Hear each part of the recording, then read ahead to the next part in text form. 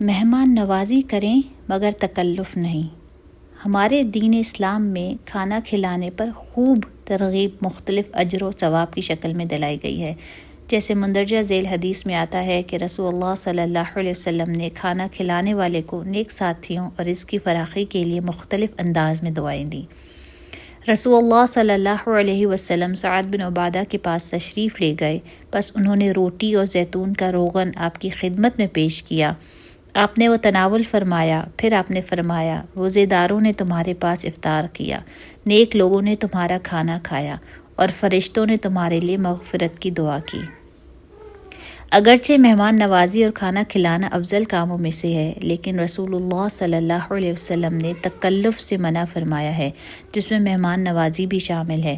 انس بن مالک رضی اللہ عنہ فرماتے ہیں، ہم عمر رضی اللہ عنہ کے پاس تھے تو انہوں نے کہا، ہمیں تکلف سے منع کیا گیا ہے۔ تکلف کا مطلب ایسی حالت اختیار کرنا ہے جس میں انسان اپنے آپ کو یا دوسروں کو غیر ضروری بوجھ یا زحمت میں مبتلا کرے، چاہے وہ ظاہری طور پر کسی کو متاثر کرنے کے لیے ہو یا اپنی حیثیت سے بڑھ کر کچھ کرنے کی کوشش ہو۔ سلمان رضی اللہ عنہ نے اپنے مہمانوں سے فرمایا، اگر یہ بات نہ ہوتی کہ رسول اللہ صلی اللہ علیہ وسلم نے مہمان کے لیے تکلف کرنے سے منع کیا ہے تو میں تمہارے لیے ضرور تکلف کرتا۔ مسند احمد۔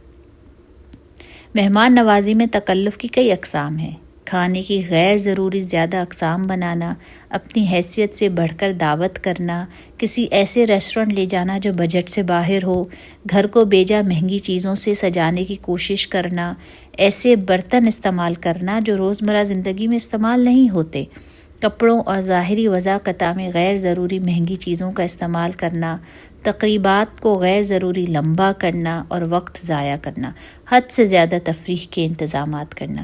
اگر ان تمام اقسام کو ایک ٹرم میں سمیٹ دیا جائے تو دعوتوں اور کھانوں کو انسٹاگرامیبل بنانا تاکہ تصاویر کو سوشل میڈیا پر لگایا جائے اور معلوم ہو کہ کتنا ہی کوئی اعلیٰ ٹیبل سکیپ تھا، کتنے کھانے تھے اور کیسی سجاوٹ تھی۔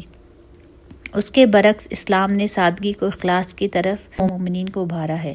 اسی سے دعوت میں برکت و خوشی آتی ہے، کیونکہ مہمان نوازی کا اصل مقصد مہمانوں کو عزت دینا اور ان کے ساتھ خوش دلی سے پیش آنا ہے۔ سادگی ہی مہمان نوازی کو سہل کرتی ہے، جس میں بلا تکلف اپنی ضرورت کے حساب سے لوگوں کو خوشی کے ساتھ بلایا جاتا ہے، نہ بوجھ سمجھ کے۔ اللہ سبحانہ تعالی ہمیں ابراہیم علیہ السلام جیسا مہمان نواز بننے کی توفیق دیں۔